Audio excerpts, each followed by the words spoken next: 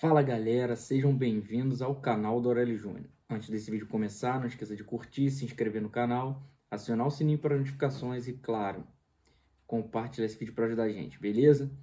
Resultados deste sábado pelo Brasileirão. Tivemos um empate no Clássico Paulista, Santos 2, Palmeiras 2 na Vila Belmiro. Vitória do Flamengo para cima do Botafogo no Engenhão por 1-0. Depois tivemos a vitória do Fluminense sobre o Atlético Paranaense, 3-1 no Maracanã. O empate do Curitiba com o Red Bull Bragantino, 0-0 em Curitiba. E a vitória do Ceará para cima do Bahia em plena Fonte Nova. Tá certo? Então vamos começar com os jogos das 5 da tarde, Santos e Palmeiras. Um jogo bem movimentado, bem bom das duas equipes. Afinal, o time do Palmeiras vem numa fase muito boa com o Abel Ferreira, que hoje não pôde treinar o time porque foi diagnosticado com Covid, né? Técnico português. E o Santos, né? O Cuca, seu treinador, que está voltando do Covid também. Fez um jogo muito bom. O jogo, para variar, como todo clássico, né, do futebol brasileiro e principalmente do futebol paulista, teve muita polêmica. Tivemos o pênalti para o Palmeiras, numa mão na bola do Lucas Veríssimo, que, assim, como eu sempre falo, mão na bola para mim tem que ser marcado pênalti, porque justamente tira essa subjetividade da jogada. Agora, pela regra, eu achei muito esquisito o pênalti. Porque o cara subiu para cabecear, tem um cara nas costas dele meio que empurrando, ele abre o braço porque ele tá sendo empurrado, ele tá num movimento ali e tal. Não tô dizendo que eu não marcaria porque é aquilo que eu já falei, o pênalti, botou a mão na bola, marcou, acabou, azar dele. Agora, pela regra, eu acho muito esquisito, porque o cara não teve intenção nenhuma, entendeu? E tipo, a mão ele tava no ombro do cara, porra, o ângulo tava muito difícil, mas enfim. Pênalti marcado, bem batido pelo Rafael Veiga, o John quase pegou. E, e aí o Palmeiras conseguiu a virada com o William, né? Já que o Santos tinha aberto o placar com o gol do Pituca, numa bela jogada de ultrapassagem do Caio Jorge, né? O Marinho deu o passe certinho, o Caio Jorge cruzou e o Pituca abriu o placar. Aí o Palmeiras empatou com esse pênalti do Rafael Veiga e desempatou com o William Bigode também no escanteio, em que o Zé Rafael desviou no meio da área, quase no primeiro pau, e o Bigode no segundo pau só empurrou para a rede. E aí, quando o Palmeiras aí achava que ia levar a vitória, o Marinho, sempre ele, achou um gol, que poderia até ter sido um pênalti também, porque na jogada o jogador do Palmeiras, o zagueiro, o Vinha, sem querer, a bola bate no braço dele, mas o Marinho continua com ela e consegue marcar o gol. E aí no final teve a expulsão do Zé Rafael num lance com o Felipe Jonathan.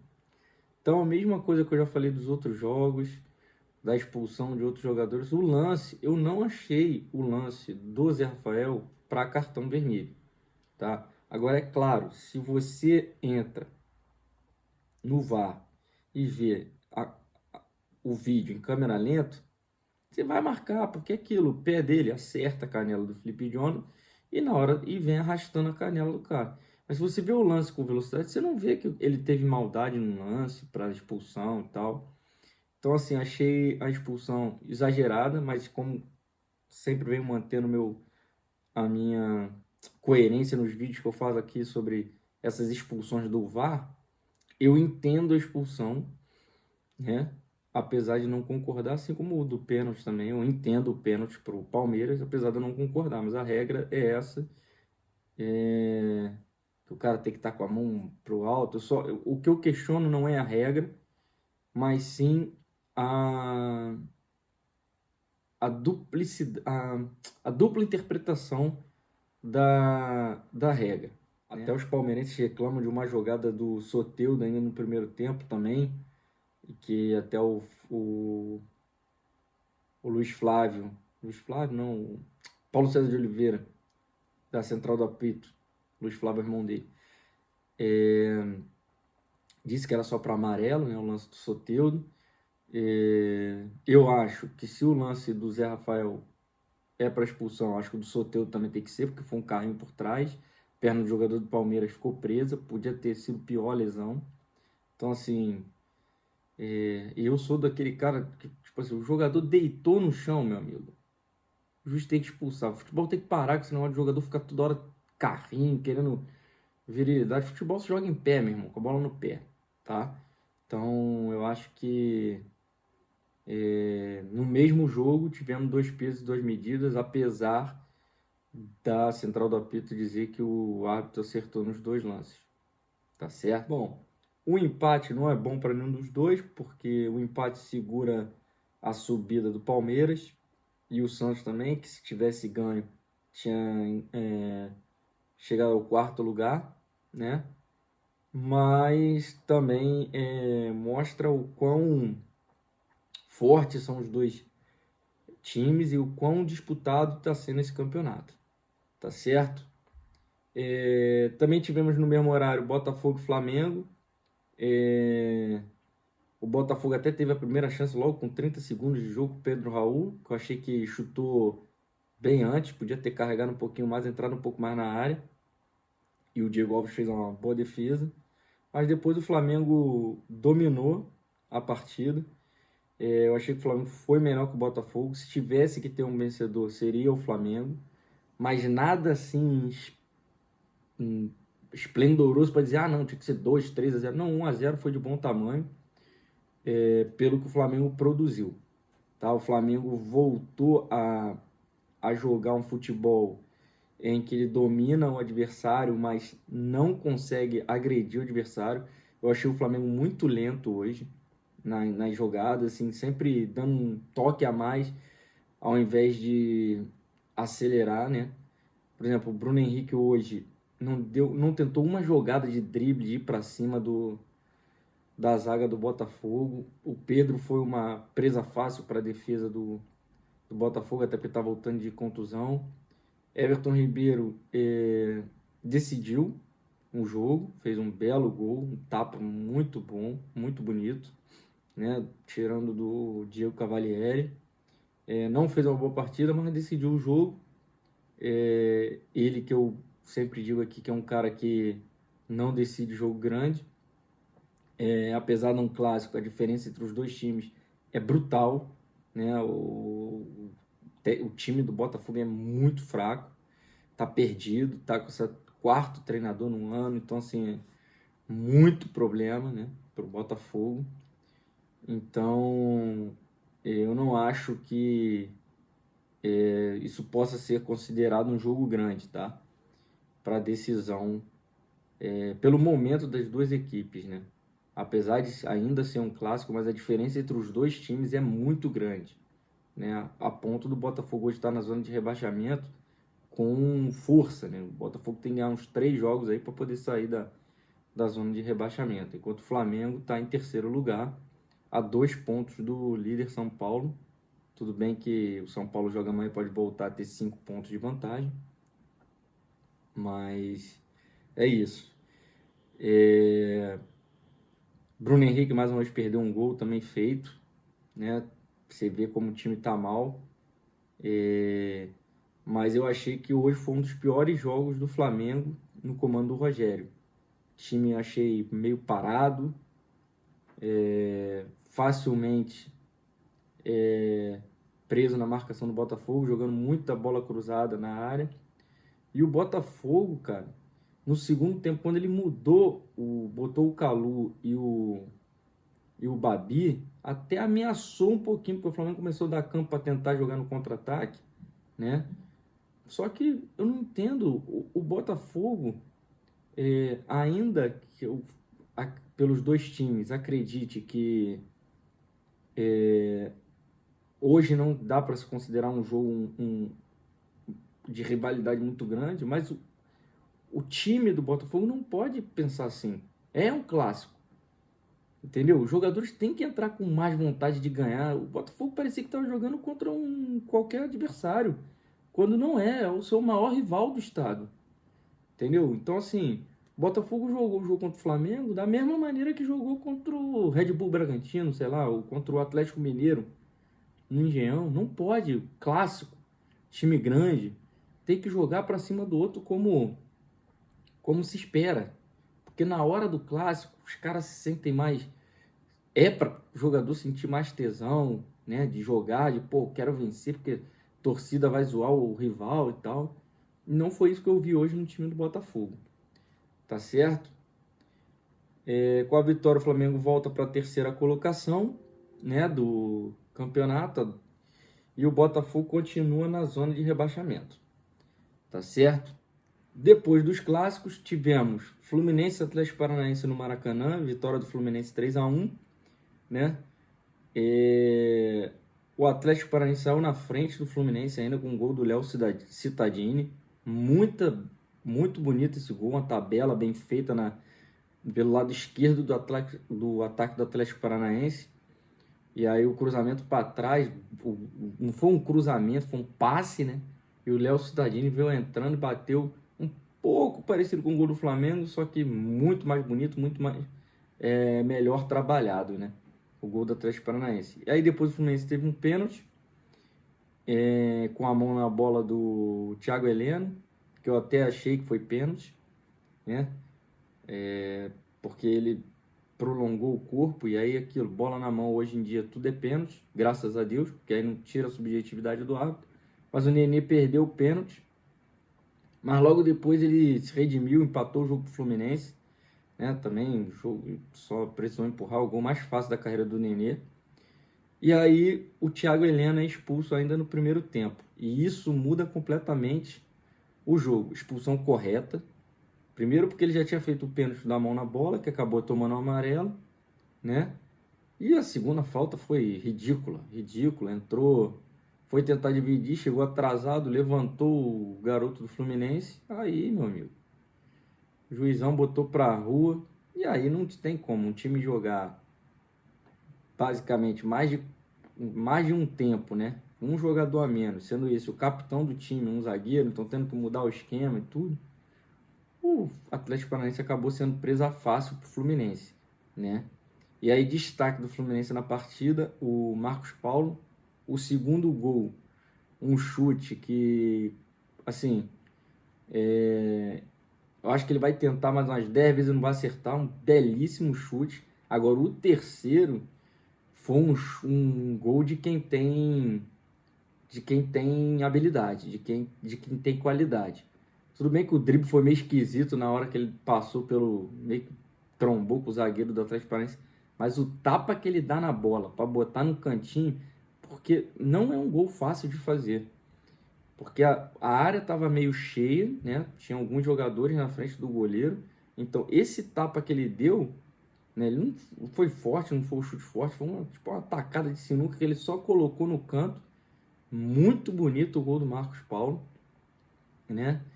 E o Fluminense, mais uma vez, aquilo que o torcedor do Fluminense não.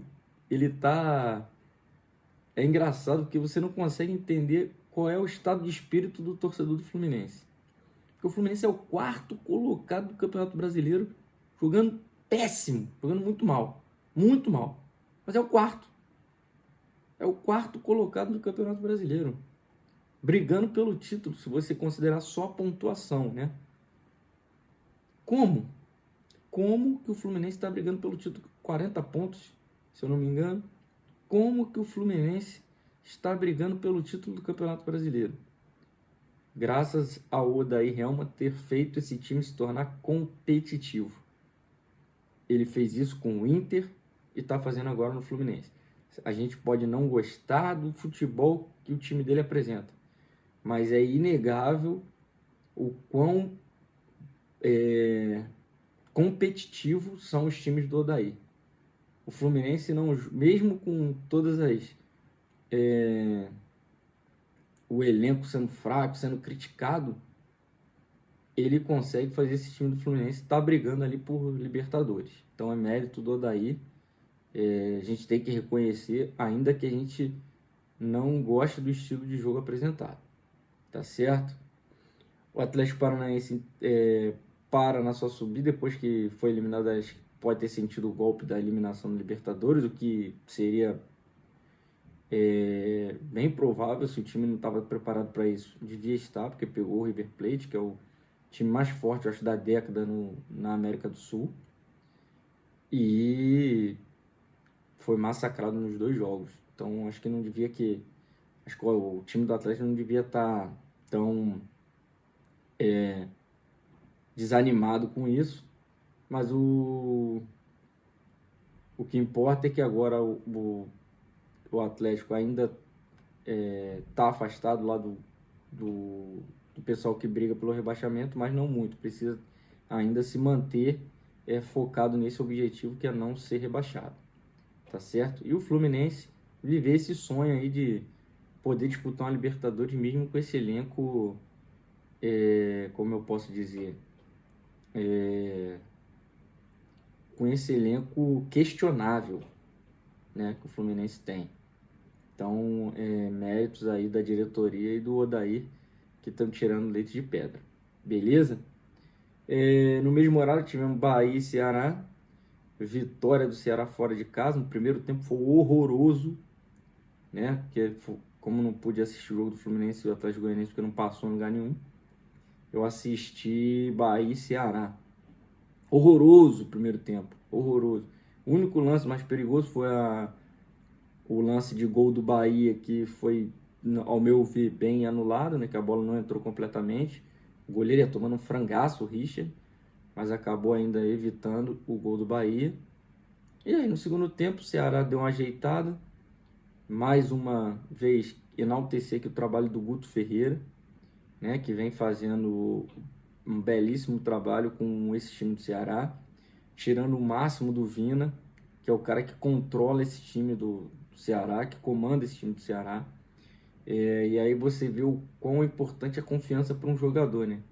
O Vina, que já jogou em vários clubes grandes, Fluminense, Atlético Mineiro, até no próprio Bahia, né?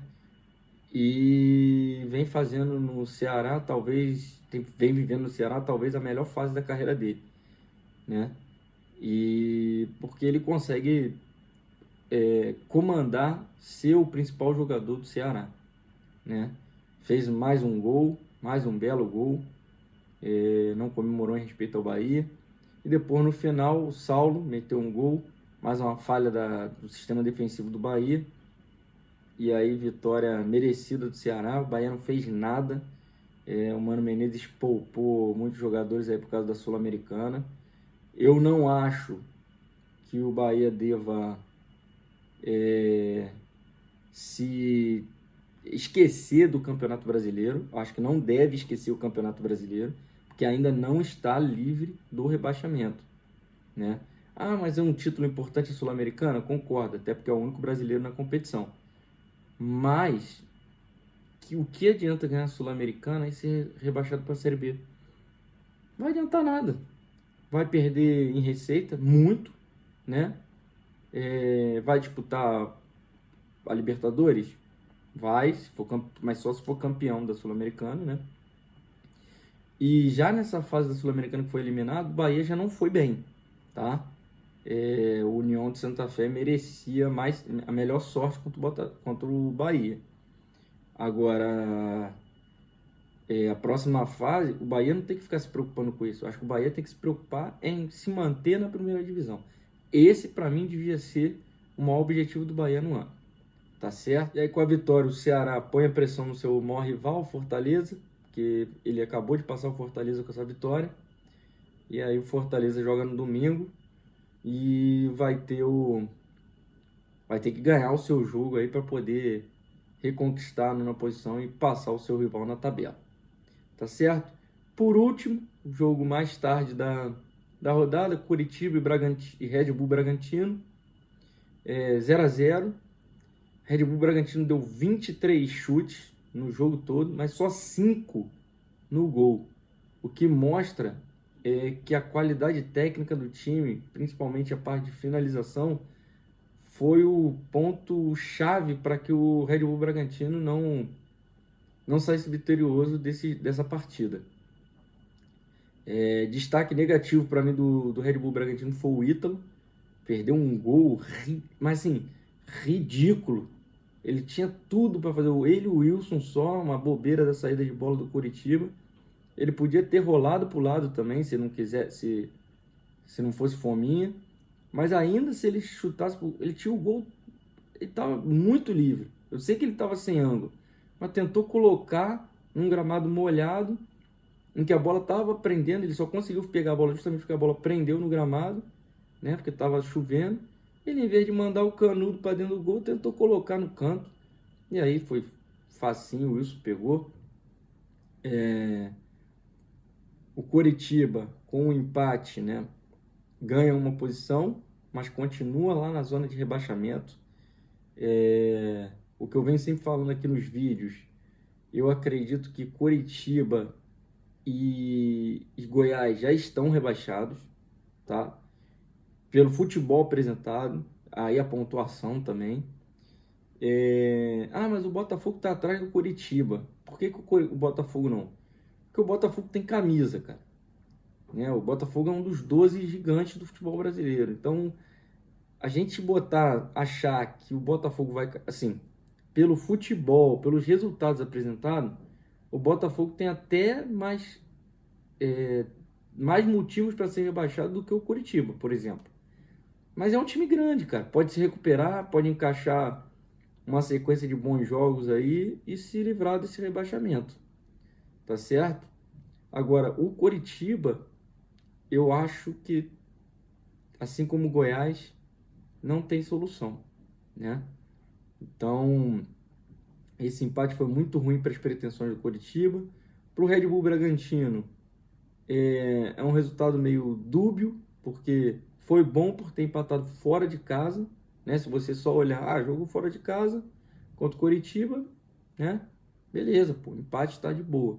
Mas pelo que foi o jogo, pela produção ofensiva do Red Bull Bragantino, ele deixou de somar 3 pontos, né? E o Red Bull, para mim, tirando os 12 grandes, para mim é o time que vem fazendo praticando futebol mais bonito dos times, até mais bonito que o Fortaleza e o Ceará, que estão melhores classificados que ele. Se você vê o jogo, eu estou falando em termos de tática e ao mesmo tempo de beleza do jogo, do que você está vendo, né? Ainda peca muito nas finalizações, talvez os jogadores se sintam um pouco afoitos para decidir e tal, mas é o time que mais me dá gosto de ver, tirando os 12 grandes, né?